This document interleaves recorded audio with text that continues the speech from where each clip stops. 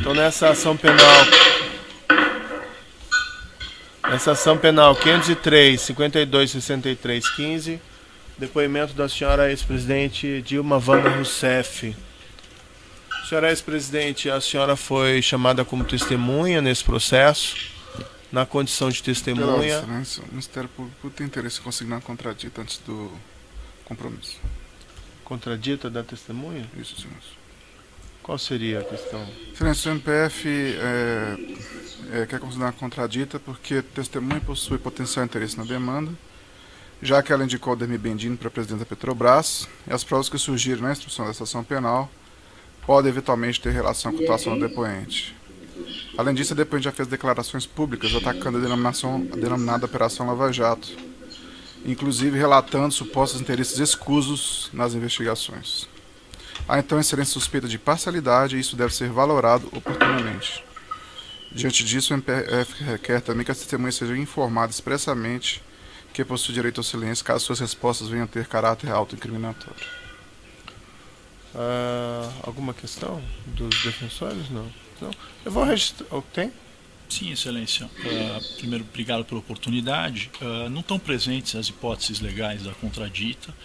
A defesa requer, por esse motivo, seu indeferimento e que a testemunha seja devidamente compromissada. Certo.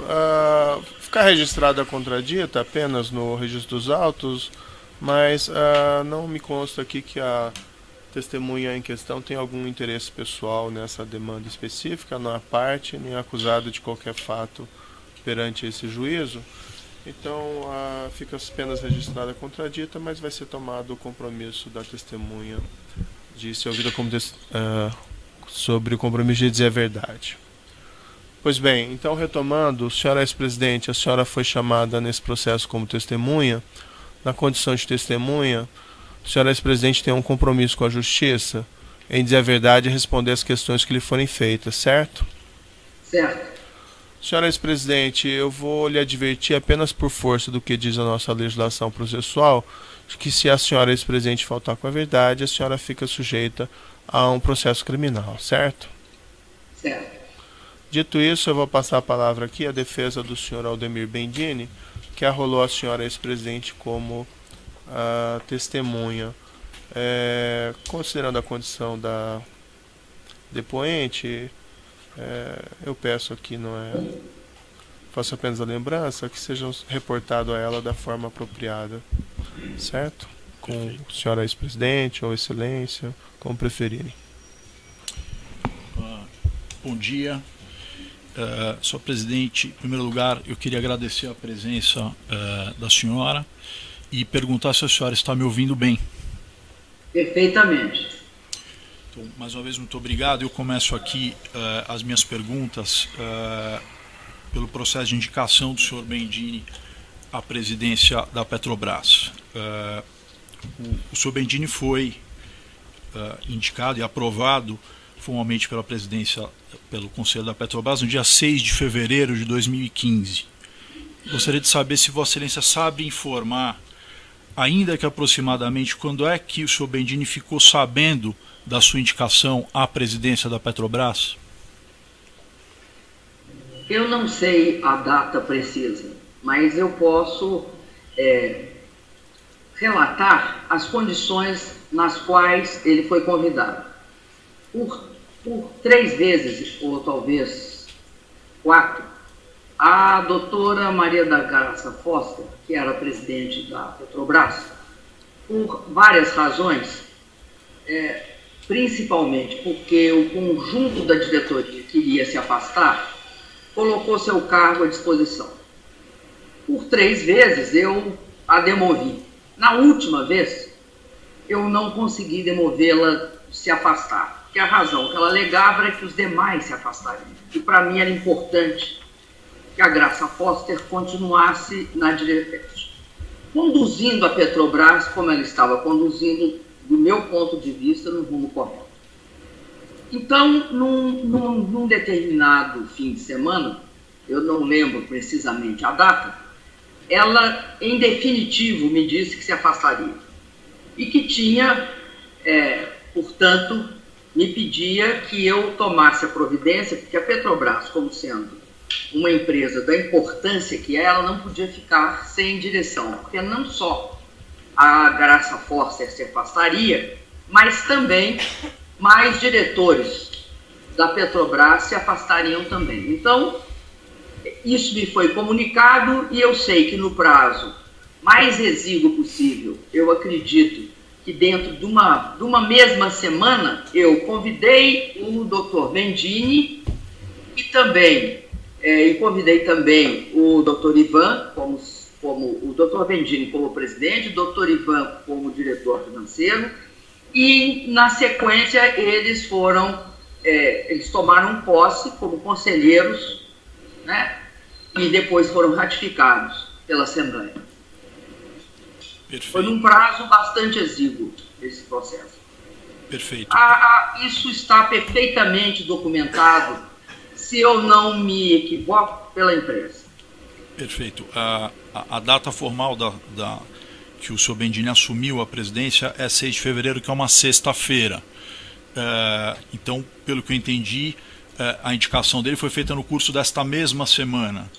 Foi tudo, porque não era importante que não houvesse vacância. Uma vacância porque afetaria não só as ações da empresa, mas afetaria a avaliação da empresa. Então, nós tomamos essa medida o mais rápido possível. E, justamente, eu escolhi o Dr. Bendini e o Dr. Ivan pelo desempenho que tinham tido diante do Banco do Brasil, que era, de fato, um elemento, para mim, bastante valioso. Tanto do Dr. Ivan, como diretor financeiro, como do Dr. Bendini, que tinham tido, à frente do Banco do Brasil, um desempenho bastante significativo. O Banco do Brasil vinha se recuperando desde 2003, que estava numa situação bastante frágil em 2003, ao longo do governo do presidente Lula, e a partir de 2010 começou a apresentar, inclusive, muito bons resultados, o que também a imprensa avaliava nessa mesma direção. Perfeito. Foi a senhora que comunicou ao senhor Aldemir Bendini a indicação dele? Olha, eu convidei o Dr. Bendini para comparecer, já não me lembro se no Alvorada ou no Planalto. E nessa ocasião eu disse ao Dr. Bendini que para mim era importante que ele deixasse a presidência do Banco do Brasil e que fosse para a Petrobras. E eu sabia que para ele não era uma proposta imediatamente atraente, porque ele tinha uma situação mais confortável na presidência do Banco do Brasil, porque os principais desafios ele tinha conseguido superar, e o Banco do Brasil dava lucros significativos. Então, houve uma necessidade de uma persuasão. Eu persuadi o Dr. Bendini a aceitar, junto com o Dr. Ivan. Por que era também complicado? Era a saída dos dois. Mas eles tinham sucessores naturais, pelo que me informaram. E aí foi possível fazer uma transição muito rápida. De um lado, porque eles tinham sucessores naturais. De outro, porque nós precisávamos que fosse com essa rapidez. Que não deixasse um intervalo muito grande entre esse anúncio e a posse. Perfeito. Eu agradeço e aproveito para perguntar, nesta oportunidade em que a senhora conversou com o senhor Aldemir Bendini, aí na semana em que ele foi, enfim, efetivamente assumiu a presidência da Petrobras, mais alguém, além da senhora e ele, participaram desta conversa? A senhora, se é que a senhora se recorda? Olha, da conversa diretamente com ele, a primeira proposta minha para ele assumir a direção da Petrobras, eu não recordo de ninguém, mas na sequência eu comuniquei ao presidente do conselho, o Dr. Guido Mantega. Eu tinha de comunicar ao presidente do conselho, até porque a gente teria de acelerar o processo, né? Ele, como presidente do conselho, ele era quem fazia a indicação em nome do acionista. Ótimo, perfeito. Antes desta oportunidade que a senhora fez o convite ao senhor Bendini, a senhora alguma vez conversou, em oportunidade anterior, sobre a potencial indicação dele à presidência da Petrobras? Não, até porque eu vou insistir, para mim era importante. Eu tinha e tenho uma avaliação muito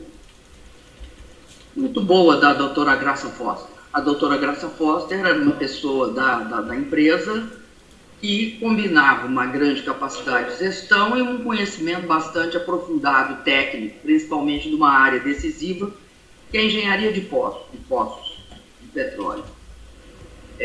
E para mim era importante que ela permanecesse e concluísse o trabalho. Há uma série de fatos, principalmente relativos a todo o processo que a Petrobras passava, tornou para ela difícil esse processo. Eu não queria que ela se afastasse, eu tentava evitar o máximo possível. Isso também foi amplamente, eu nunca dei entrevista sobre isso, nem me manifestei sobre isso, mas isso era público e notório. Daí porque, de fato, eu tomei a atitude de trocar a diretoria da Petrobras a partir do fato que eu constatei que ela não ficaria. E aí, diante de todo o retrospecto, o Dr. Bendini na frente do Banco do Brasil foi uma das pessoas que eu pensei que pudesse substituí-la adequadamente. Perfeito. Eu agradeço a resposta e passo aqui a minha próxima pergunta, que se refere, Excelência, a um trecho da denúncia apresentada pelo Ministério Público Federal, na qual a senhora foi aqui citada, e eu vou pedir um esclarecimento da senhora no ponto. Diz a denúncia, com base numa declaração do senhor Marcelo Odebrecht, que a senhora teria constituído o então ministro Aloysio Mercadante como interlocutor do senhor Marcelo Odebrecht para tratar de questões relativas aí à Petrobras e Operação Lava Jato. Eu vou ler o trecho específico e peço para que a senhora, por gentileza, confirme se isso é verdadeiro ou não. Diz a denúncia no ponto, textualmente, o seguinte, Excelência. Aloysio Mercadante havia sido indicado a Marcelo Odebrecht pela então presidente da República Dilma Rousseff como sendo o interlocutor para tratar de assuntos relacionados à Operação Lava Jato. Repito isso em razão de uma referência feita no depoimento do senhor Marcelo Odebrecht. É verdadeiro isso que diz a denúncia, Excelência? Veja bem, eu acredito que as pessoas tendem a fazer avaliações se colocando no centro do mundo. Não é necessariamente verdade. Eu fui ministra-chefe da Casa Civil. O que cuida o ministro-chefe da Casa Civil? Cuida de toda a coordenação do governo e de todos os problemas, principalmente os problemas graves que um governo enfrenta.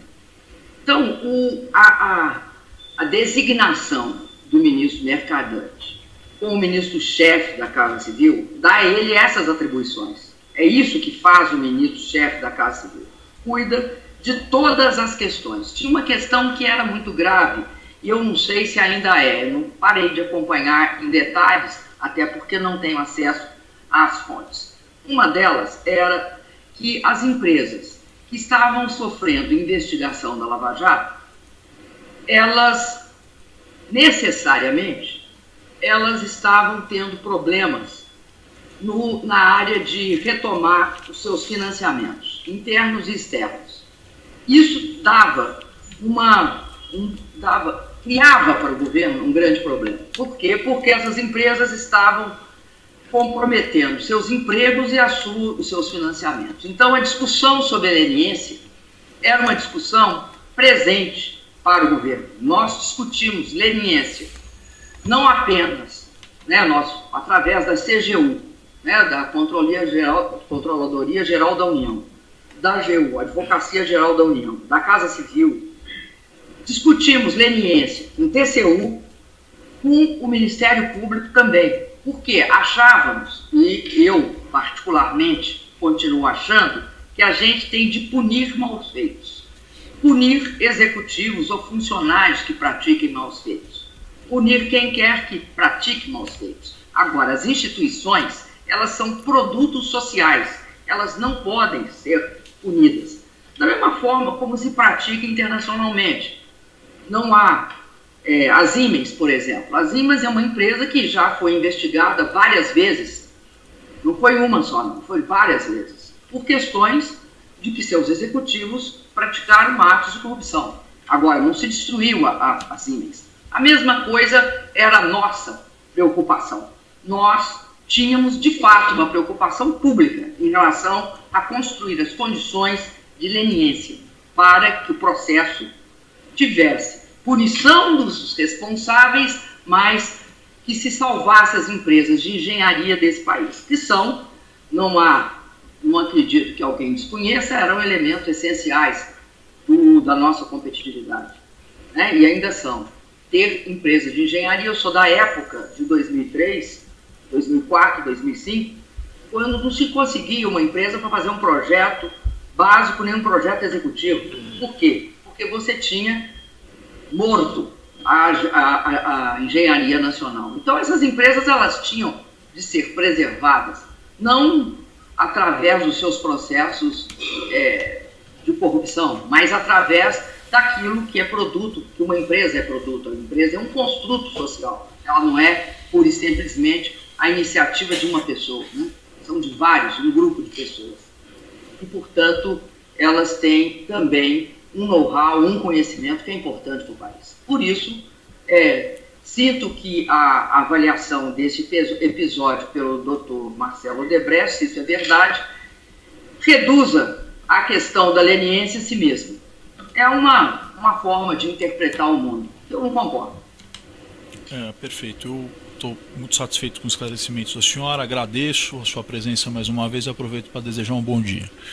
Os demais defensores têm indagações? Sim, excelência. Bom dia, senhora presidenta. Aqui pela defesa de Fernando Reis, eu gostaria apenas de complementar alguns pontos que foram mencionados agora há pouco pela senhora. A senhora comentou, respondendo às perguntas do advogado anterior, que o país vivia alguns problemas financeiros e algumas empresas também passavam por problemas financeiros grandes, e que, nesse sentido, existiam alguns esforços do governo em suplantar essas questões. Especificamente quanto a um projeto da Sete Brasil com o estaleiro Enseada do Paraguaçu. A senhora se recorda de problemas financeiros enfrentados pela Sete Brasil a partir do fim de 2014? Olha, eu me recordo profundamente de algumas coisas que aconteceram em 2014. Eu não sei se o senhor tem, assim, conhecimento de como é que funcionou o mercado de petróleo de 2003 até 2014, segundo semestre de 2014. Mas o que se verificou foi o seguinte: teve um surto de valorização do preço do petróleo extremamente significativo. Eu lembro que, ao a gente entrar no governo, eu era ministra de Minas e Energia, o preço do petróleo chegou a $13 o barril. E $13 o barril é um preço bastante difícil de assegurar um certo nível de expansão da produção e da atividade. A partir daí, o preço do petróleo teve uma trajetória de alta, a ponto de chegar a $140 o barril. E isso implicava numa certa avaliação das empresas de petróleo, tanto no que se refere à sua capacidade. Elas tinham necessidade de colocar essa abundância de recursos em várias atividades. Não foi só a Petrobras. Qualquer empresa de petróleo, a Chevron, todas as grandes empresas chamadas majors, né, tiveram um processo de expansão acelerado. O que acontece na metade, começa e se acentua na metade de 2014? Começa uma queda do preço do petróleo. Ninguém sabia para onde iria naquela proporção que estava se desenhando. Então, generalizadamente no mundo, há uma queda das chamadas commodities, começando pelas petrolíferas, passando pelas minerárias e indo às alimentícias. É isso que provoca a chegada da crise econômica que a gente tinha evitado desde 2008, 2009, nós evitamos. a chegada da crise econômica nos países emergentes, no caso nosso, no Brasil. Ora, quando há essa brutal queda do preço do petróleo, apesar do Brasil não ser uma economia, por exemplo, como várias outras que viviam do petróleo dentro do seu orçamento, como é que o petróleo afeta a parte fiscal das empresas, a parte das empresas, porque diminui o lucro, diminui vertiginosamente. E exige que as empresas refaçam todos os seus cálculos. Por quê? Porque tem projetos que vão diminuir, vão deixar de ser efetivos com o petróleo a 80, a 60, chegando até 25, como chegou. Eles vão deixar de ser passíveis de ser executados. Agora, no caso do governo, nós tivemos um baita impacto. Por quê? Porque nós tributamos a Petrobras, tributamos a Vale, tributamos as empresas de alimento. Cai a nossa arrecadação. É isso que significa chegar à crise através da queda dos preços das commodities. Ele chega no Brasil. Chega no Brasil através de processos inflacionários e também de uma queda violenta no lucro das empresas. As empresas perdem recursos bastante significativos. Além disso, você está falando da Sete Brasil. Isso. O impacto na Sete Brasil é o seguinte: quando o preço do petróleo estava alto, o que acontece com os equipamentos? Para você achar uma sonda, para você alugar uma sonda, e uma sonda cobra, muita gente gostaria, ao invés da gente fazer sonda no Brasil, que a gente continuasse afretando. Porque o afretamento de uma sonda, você paga milhares de dólares por dia ou por hora. Então, essa sonda, o preço da sonda no mercado internacional estava alto.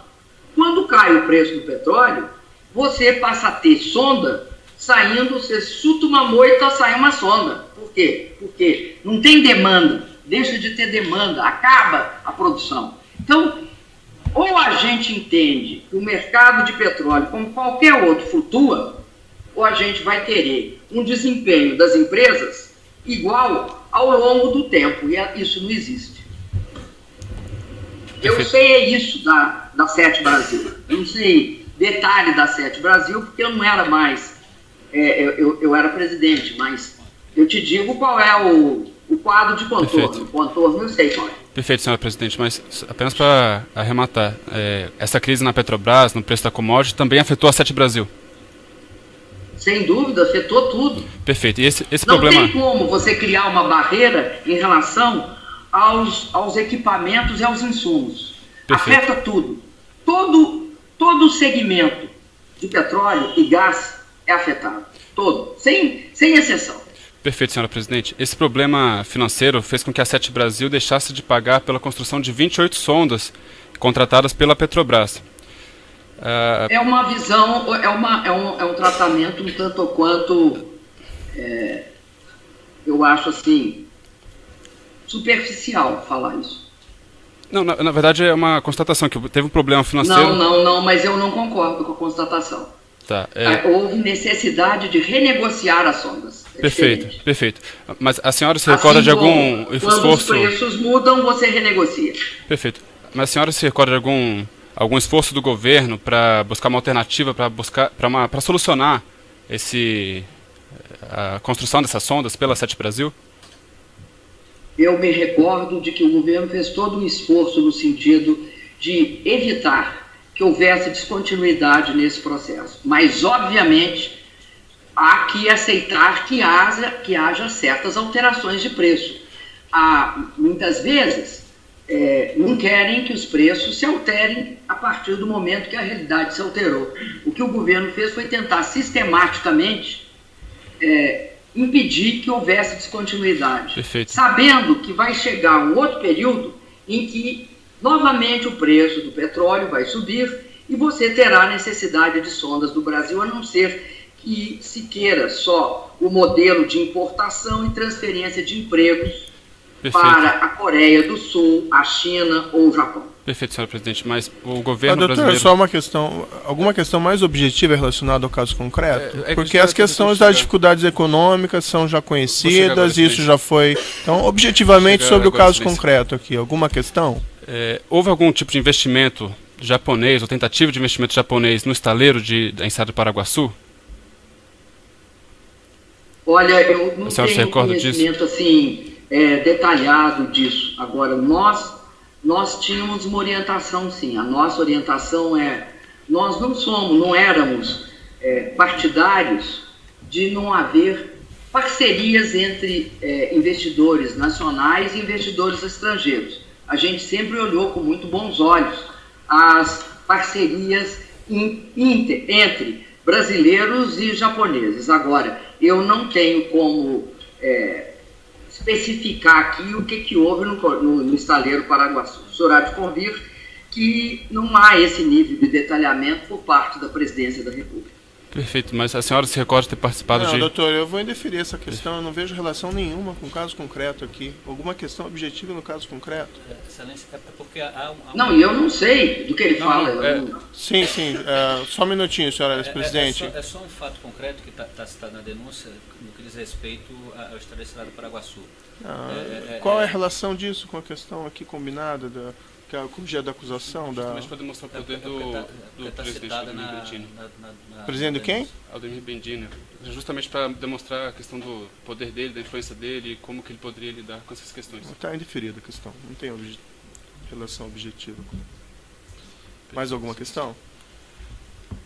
Não, excelência. Sem mais perguntas. Outro defensor tem indagações?